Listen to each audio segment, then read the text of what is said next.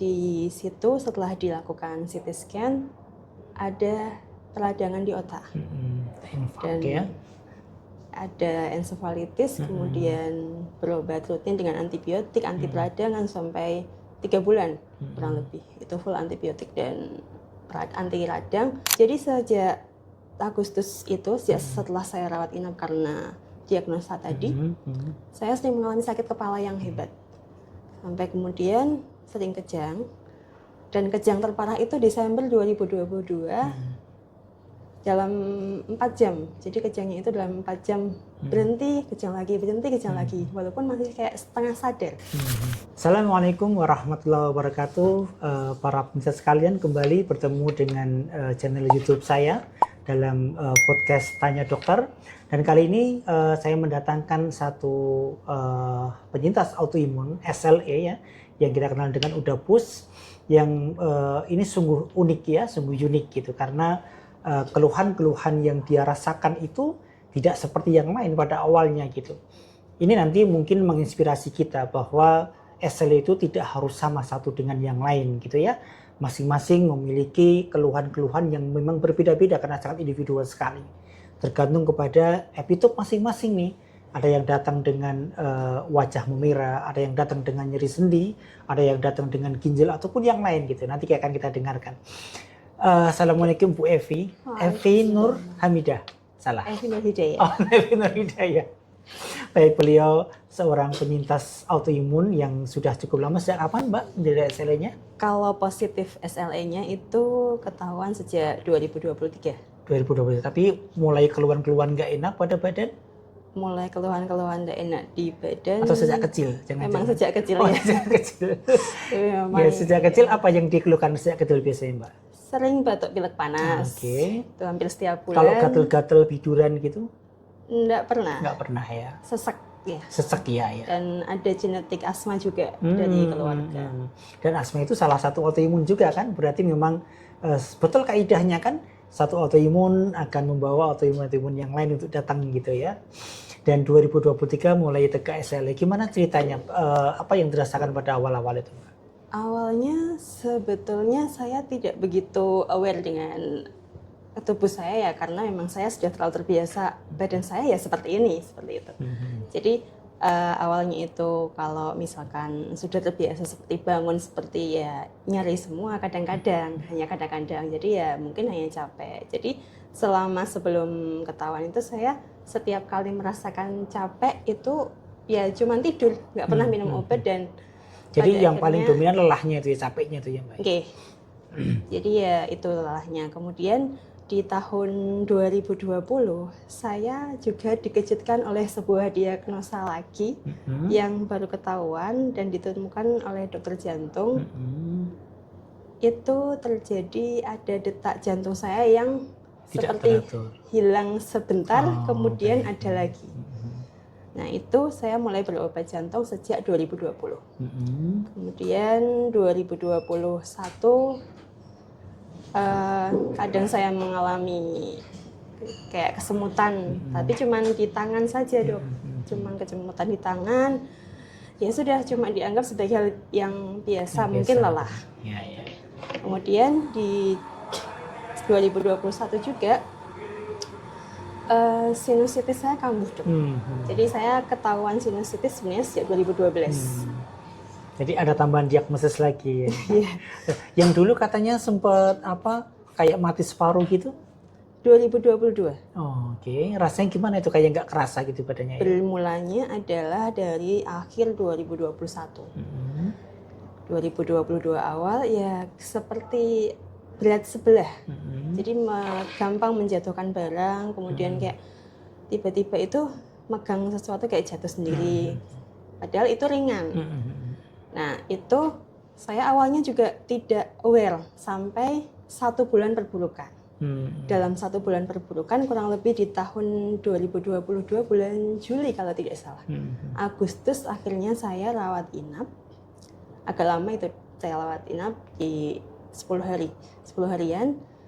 Ternyata di situ setelah dilakukan CT scan ada peradangan di otak.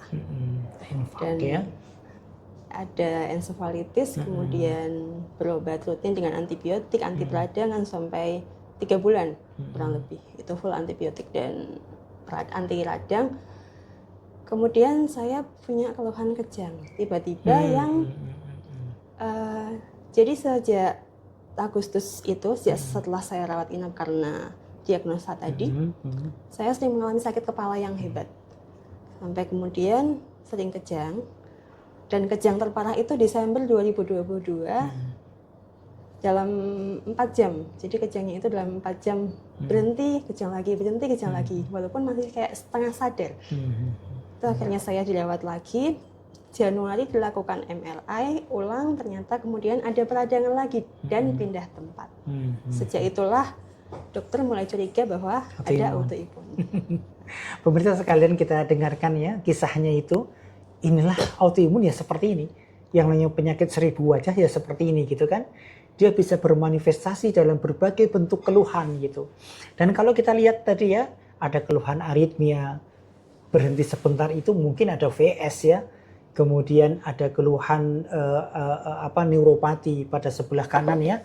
Dan bisa jadi itu adalah sebuah mielitis pada serabut sarafnya gitu. Ada masalah pada kepala, ada kejang. Ini adalah menunjukkan adanya cerebral lupus sebetulnya.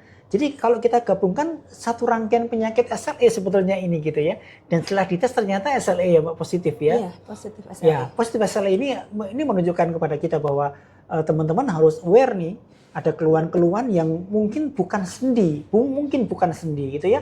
Mungkin jantungnya dulu yang keluar, mungkin kejangnya, mungkin sefalgia beratnya yang keluar. Ya jangan-jangan SLE gitu, karena semuanya ini merupakan keluhan dari SLE. Kan kita tahu tuh di kriteria SLE kan, jika ada terpenuhi 4 dari 11 keluhan, maka dia masuk pada SLE. Maka bisa saja bermacam-macam keluarnya. Kasus ini menjadi inspirasi buat kita sekalian bahwa harus aware ya terhadap semua keluhan. Keluhan-keluhan yang saling terkait satu dengan yang lain, patut dicurigai jangan-jangan adalah autoimun gitu ya. Dan sekarang berobat rutin SLE keluhannya menjadi berkurang semuanya. Alhamdulillah ya, walaupun up and down, jadi kayak kadang muncul yang lainnya kambuh, kemudian diobatin sembuh stabil, muncul lagi yang lain kayak gitu ya. Seperti itu dok. Jadi daripada mengobati satu-satu, jantungnya diobati, sarafnya diobati, sesungguhnya kan satu obat itu untuk SLE gitu sebetulnya kan. Jadi SLE-nya diobati, maka insya Allah akan baik semua. Inilah salah satu keragaman daripada SLE ya, dengan berbagai macam keluhan yang muncul ya, bisa dengan berbagai keluhan bahkan pada orang yang sama gitu. Dan seperti yang saya sampaikan di beberapa video saya, bahwa kapan sih kita wajib curiga pada SLE adalah jika ada wanita usia produktif, dan mbaknya adalah produktif usia berapa sekarang mbak? 34 masih produktif ya. Kemudian ada keluhan lebih dari 2 keluhan, dan keluhan itu tidak bisa didiagnosis sebagai keluhan tunggal, ya inilah SLE seperti itu gitu. Ya, dan alhamdulillah sekarang keluhan sudah mulai berkurang dan sekarang sudah bekerja kembali ya mbak ya. Alhamdulillah, kalaupun cuti ya hanya sekitar 3-4 seminggu maksimal. Artinya bisa aktivitas biasa ya. Alhamdulillah bisa aktivitas. Ini loh, maka teman-teman yang tidak mau bekerja, yang bermalas-malasan karena ada alasan SLE, ya ini salah. Teman-teman yang lain walaupun dengan up and down-nya luar biasa pun masih tetap bisa bekerja. Karena bekerja itu pun juga bisa mengalihkan pikiran kita agar tidak fokus pikir stres pada penyakitnya terus gitu ya. Ini salah satu keuntungan kita kalau kita beraktivitas dengan baik gitu ya. Baik Mbak Evi, apa nih pesan-pesan buat para pemirsa di rumah? Baik, pesan saya, jadi karena ya tergolong SLE adalah tergolong yang 1000 wajah. Intinya sekecil apapun keluhan itu sebaiknya diperiksakan. Itu. Kemudian yang kedua, tetap menjaga kesehatan dengan menjaga pikiran, menjaga makanan dan pola hidup sehat, tentu saja terutama pola istirahat. Jadi itu biasanya karena pola istirahat dan pola tidur itu kadang juga sangat-sangat berpengaruh sekali. Jadi pesan saya untuk teman-teman semuanya, tetap semangat walaupun harus menahan sakit. Mungkin justru dengan banyak beraktivitas sesuai dengan kemampuan kita, insya Allah justru itu akan menjadikan kita lebih semangat dan bisa stabil suatu hari nanti. Terima kasih sekali, luar biasa sekali Mbak Evi ini. Mudah-mudahan bisa menginspirasi kita semua untuk terus tidak putus asa, terus semangat berikhtiar ya. Dan jangan lupa menjaga pola hidup, pola pikir kita agar terus dalam kondisi yang baik ya. Dan itu akan bisa menjaga tetap remisi atau yang masih flat menjadi remisi. Begitu para peserta sekalian, ini adalah contoh yang sangat baik. Saya kira satu contoh yang bisa menginspirasi kita semuanya. Dan mungkin itu, terima kasih Bu Evi atas kehadirannya. Mudah-mudahan diberikan balasan berupa kebaikan dan tetap sehat walafiat. Allahumma amin. Terima kasih dan sampai bertemu lagi di video-video selanjutnya pada channel YouTube Dr. Arif Nuruddin _official. Nantikan video-video saya yang selanjutnya. Terima kasih. Assalamualaikum warahmatullahi wabarakatuh.